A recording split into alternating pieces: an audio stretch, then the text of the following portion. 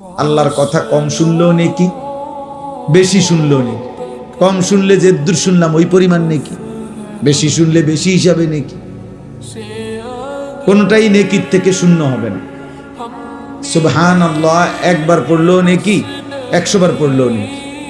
একবার পড়লে নবীজি বলছেন আযমু মিন উহুদিন, উহুদ পাহাড়ের চাইতে বেশি নেকি।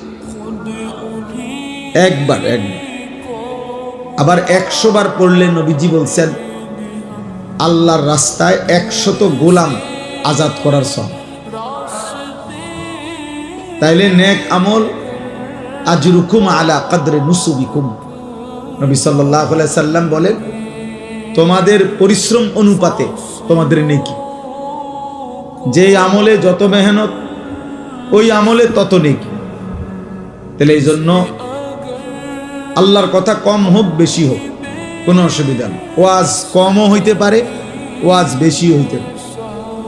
হাদিসের মধ্যে আছে নবী সাল্লাল্লাহু আলাইহি সাল্লাম একদিন ফজরের নামাজের পরে মসজিদে নববীতে ওয়াজ শুরু করছেন। বিশুদ্ধ হাদিস। মাগরিব পর্যন্ত ওই দিন নবীজি ওয়াজ করছেন। শুধু নামাজ পড়ছেন আবার বসছেন,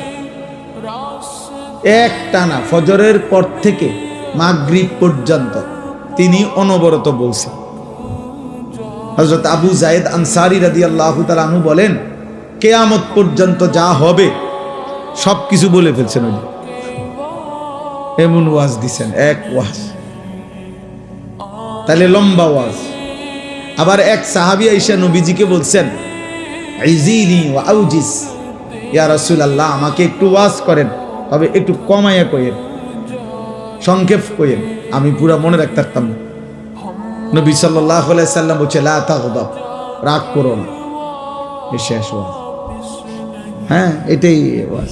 এই কদ্দুর কথাই বলছে, লা তাগদাব, রাগ করো না।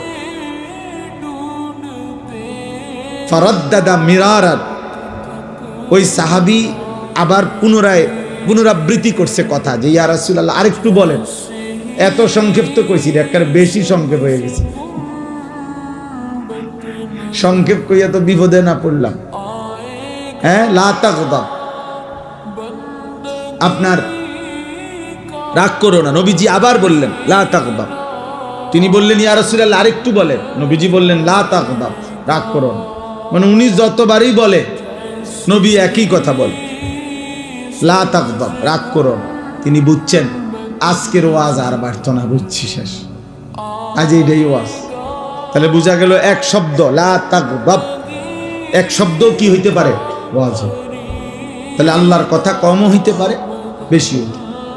বাল্লিগু আন্নি ওয়ালাউ আয়া, নবী সাল্লাল্লাহু আলাইহি সাল্লাম বলছেন একটি আয়াত হলেও আমার কথা যা আবার থেকে তোমরা পেয়েছো বুঝেছ তা পৌঁছিয়ে দাও, তা বলে দাও, তা পৌঁছিয়ে দাও। তাইলে আল্লাহর কথা কমও হইতে পারে বেশিও হইতে পারে। আল্লাহর কথা শোনার মধ্যেই বরকত, বাস্তবতা। আল্লাহ কোরআনুল কারীমে বলছেন ফাবাশশির ইবাদ আল্লাযীনা ইসতামিউনাল কাওলা ফায়াত্তাবিউনা আহসান।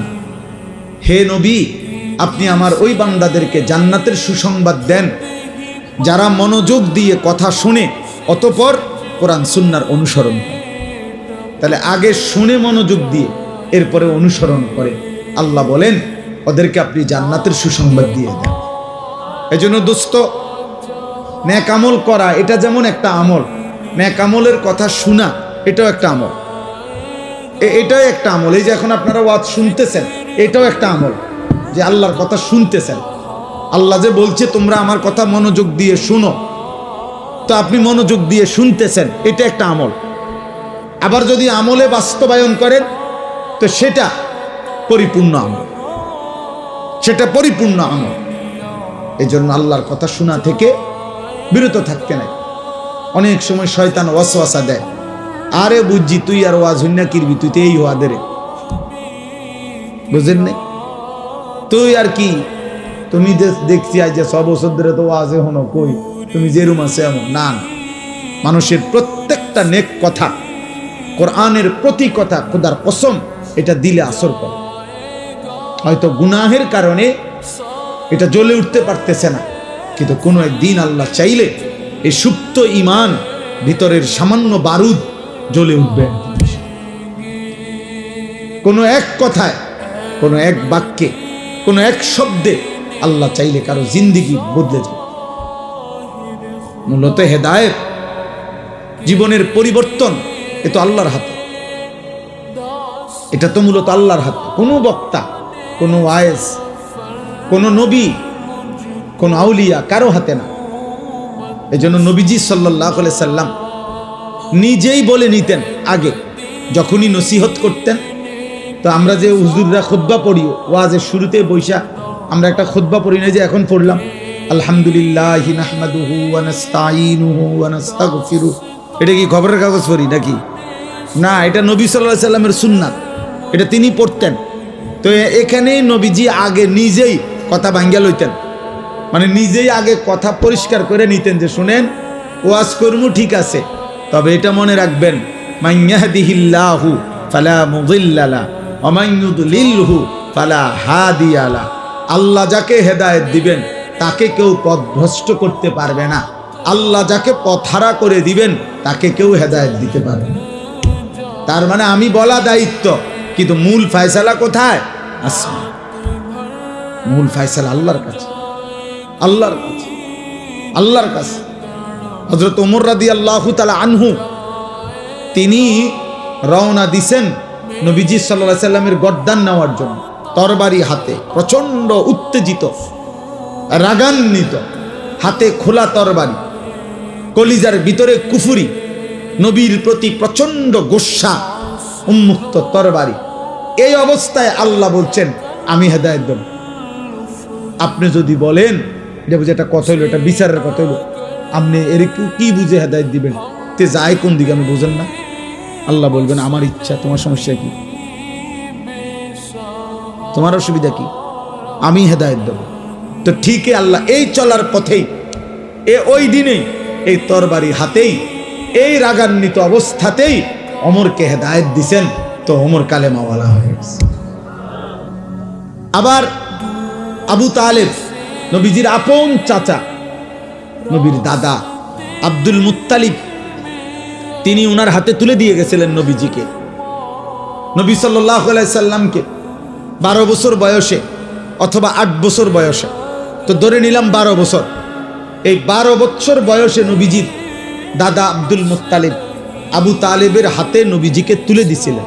বলছে আমার নাতি, বাবা হারা এতিম নাতি তোমার হাতে তুলে দিলাম। আমার নাতির বাবা মারা গেছেন আব্দুল্লাহ, অতএব তুমি সন্তানের কাছে আমি আমার নাতিকে দিয়ে গেলাম। এই যে দিয়ে গেছে নবীজিকে আবু তালেবের হাতে, নবীজি সাল্লাল্লাহু আলাইহি সাল্লামের বয়স যখন 50, তখন আবু তালেব ইন্তেকাল করছে। তো 12 থেকে 50 মোট 38 বছর, এক টানা 38 বছর প্রতিটা সুখে দুঃখে জীবনের 38 বছর এক টানা নবীজির পাশে ছিলেন, আদর করছেন, সোহাগ করছেন, আশ্রয় দিছেন, ভালোবাসা দিছেন, সার্বিক তদারকি করছেন এই আবু তালেব। এর মধ্যে ইসলাম প্রচারের পরেও আরো 10 বছর, কারণ নবীজির ইন্তেকাল, আরে নবীজির বয়স যখন 50 তখন তিনি ইন্তেকাল করছেন। তাহলে নবীজি 40 বছর বয়সে কালেমার দাওয়াত শুরু করছেন, তাহলে তো এখানে আরো 10 বছর, মানে নবীজি ইসলামের দাওয়াত শুরু করছে যখন, তখনও উনি নবীজিরে পাইছে আরো 10 বছর, আগের 28 বছর। তাহলে 28 আর 10, এই 38 বছরের আদর সোহাগ, 38 বছরের এই ভালোবাসা, নবীজির পাশে থাকার পরেও আল্লাহ বলছে বন্ধু আমার বুঝে ধরে নাই, আমি চাইলাম না, আবু তালেবকে হেদায়েত দিলাম। আবু তালেব ঈমান আনে নাই, তাহলে বিষয়টা কার হাতে? নাহলে আবু তালেব 38 বছরের নবীজির পাশে ছিল, খামখেয়ালি কথা।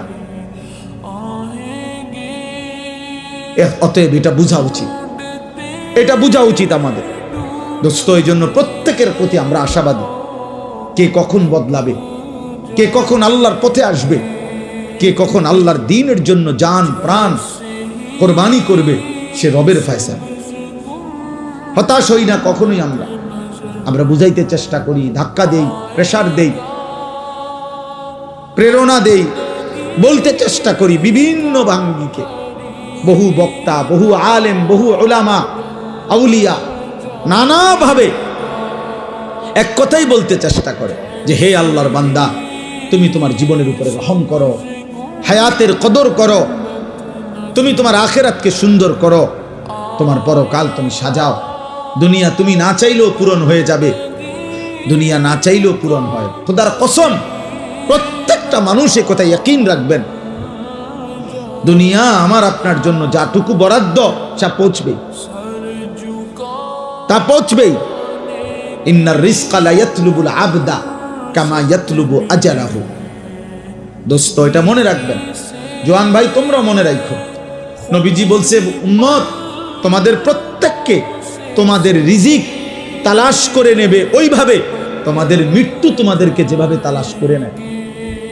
তুমি না চাইলেও যেমন মৃত্যু তোমার কাছে পৌঁছে যায়, তুমি না চাইলেও, তুমি না জানলেও তোমার রিজিক তোমার কাছে পৌঁছে যাবে, তোমারে খুঁজে নিবে, রিজিক তোমাকেই খুঁজে নেবে। একজন মানুষ তার জীবনের যত অর্জন যা পায়